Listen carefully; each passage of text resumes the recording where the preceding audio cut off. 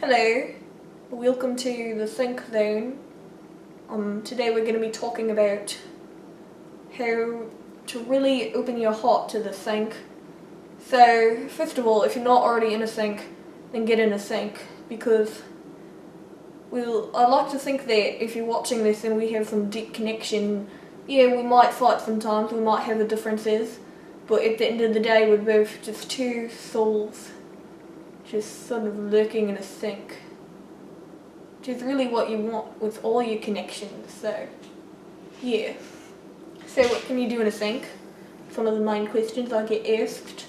Well, there's tons of things you can bring in the sink with you. You could bring a teacup. Have my teacup here. I might drink some of it.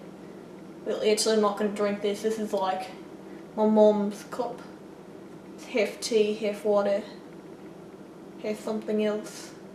I want to drink that, but you could potentially bring in a cup with a beverage that you like in it. Maybe a bottle. You could bring a large cup, even like a small cup. The possibilities are endless when it comes to things that you can bring into the sink. You can bring like a dishwash with you. Sometimes I like to take the dishwash and just sort of rub it on my body when I'm in the sink. Pretend to be a dish, doing the dishes with myself. Kind of a fun little scenario to do. Just sort of, because you really feel like you're a dish. And then when you're done, you can just sort of hang out in the dishwasher. That's another thing that I like to do. I can do a really good dish impersonation.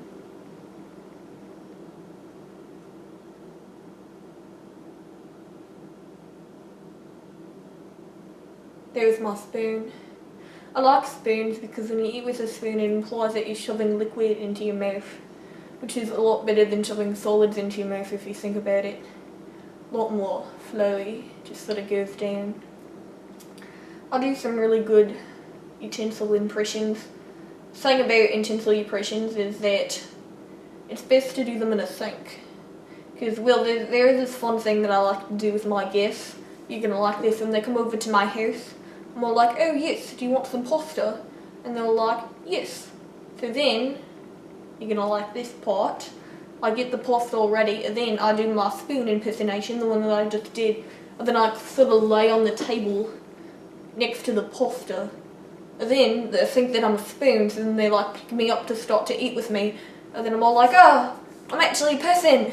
And then they're like, oh, ha ha ha, I feel for that. So yeah, that's a bit of a funny one there. Of course that hasn't actually happened because no one ever comes over to my house. But when they do, that's what's gonna happen.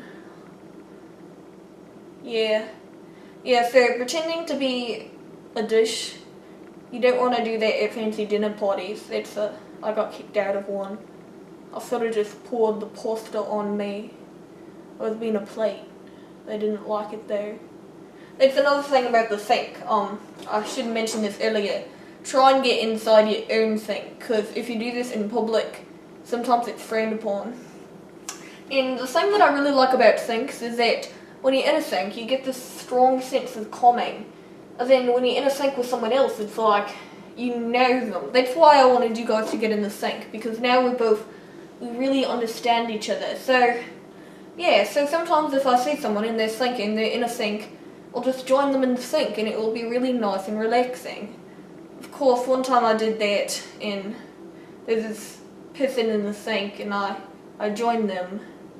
And they were actually naked, which I thought was kind of inappropriate. Sinks are supposed to be about calming. They shouldn't be about flaunting around in the nude. That's not part of the ritual.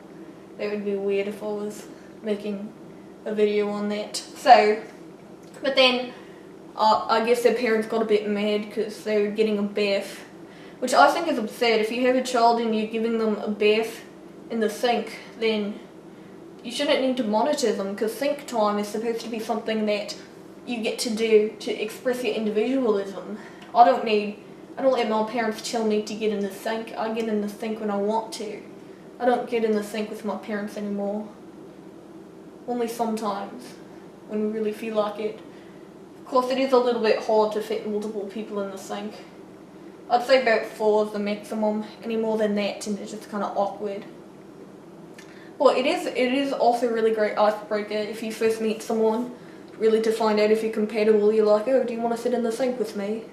If they say yes, then you just sort of sit in the sink with them, but then you can do all the sink-like activities just with them. Like, another thing that I kind of like to do in the sink is you just sort of put a towel over your head. It's not that exciting, but sometimes you get to sort of relax and just think about your day. Sometimes you get some fumes. Right now I'm getting lemon scent. This was on it. So, yeah. And you don't want to pour the water on you when you're in the sink, because it's sort of just a dry thing. If you get wet with it, then well, just sort of, you get all soggy, and soggy people are less fun than non-soggy people, I've found in my life. So, yeah, that's all on Sinking with Darian, so bye.